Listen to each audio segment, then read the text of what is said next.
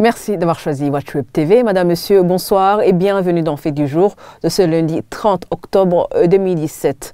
Le projet de révision de la Constitution a été adopté par le Conseil des ministres mardi 24 octobre et 77 articles sont susceptibles d'être amendés. Et parmi eux, l'article 96 qui statue sur la durée des mandats présidentiels. Il ne sera plus question de quinquennat mais plutôt de septennat.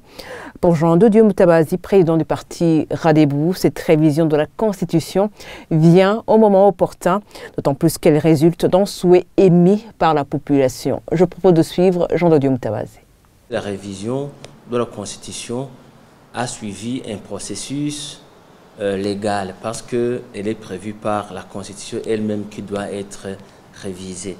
Deuxièmement, le processus de révision de la Constitution a suivi un processus participatif parce que vous savez très bien qu'au niveau de la CNDI, il y a eu beaucoup d'échanges et plusieurs couches sociaux, politiques, économiques ont été approchées. Aujourd'hui, on ne devrait pas prêter des intentions parce que jusqu'à maintenant, il y a différents positionnements. Nous tous nous sommes déjà positionnés pour nous faire élire en 2020. Il ne faut pas qu'il y ait des intentions qui soient prêtées à l'une ou l'autre personnalité ou bien à l'un ou l'autre parti politique. Aucun parti politique ne peut s'arroger le pouvoir de changer, de réviser plutôt la Constitution. Ce serait recréer les causes du conflit historique du Burundi. Les propos sont du vice-président du parti Sawanya Frodebu. D'après Léonce Ngendakumana, cette Constitution qui a beaucoup apporté au pays ne pourrait être révisée par un groupe de gens. Écoutez Léonce Ngendakumana qui s'est entretenu avec Dorine Yungeku. Cette Constitution est issue de l'accord d'Arusha, un accord qui consacre la paix et la sécurité au Burundi, qui consacre la démocratie et la bonne gouvernance au Burundi, qui consacre l'unité et la cohésion du peuple burundais, qui consacre par conséquent un développement économique et social intégré dans ce pays. Ça signifie qu'il s'agit d'un contrat entre les Burundais pour la cohabitation pacifique, pour la reconstruction du pays, pour que le Burundi ait une image positive dans le concert des nations.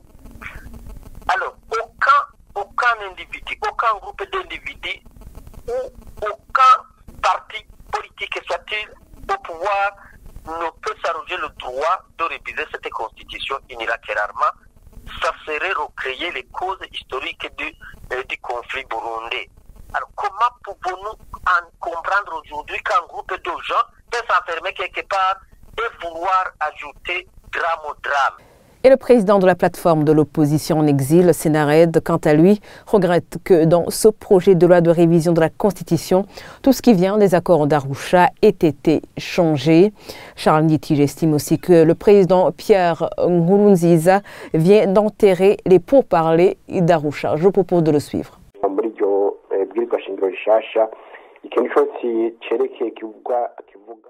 Dans cette Constitution, tout ce qui provient de l'accord d'Arusha a été supprimé.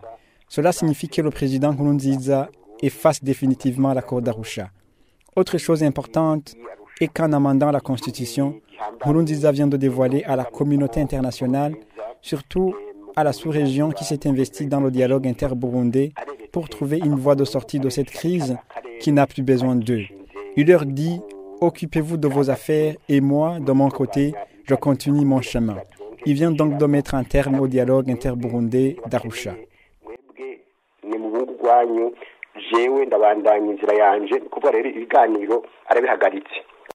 Et ce sont des propos recueillis par Sheila Irambona. Et voilà, c'est ici que nous clôturons ce fait du jour. Merci de l'avoir suivi.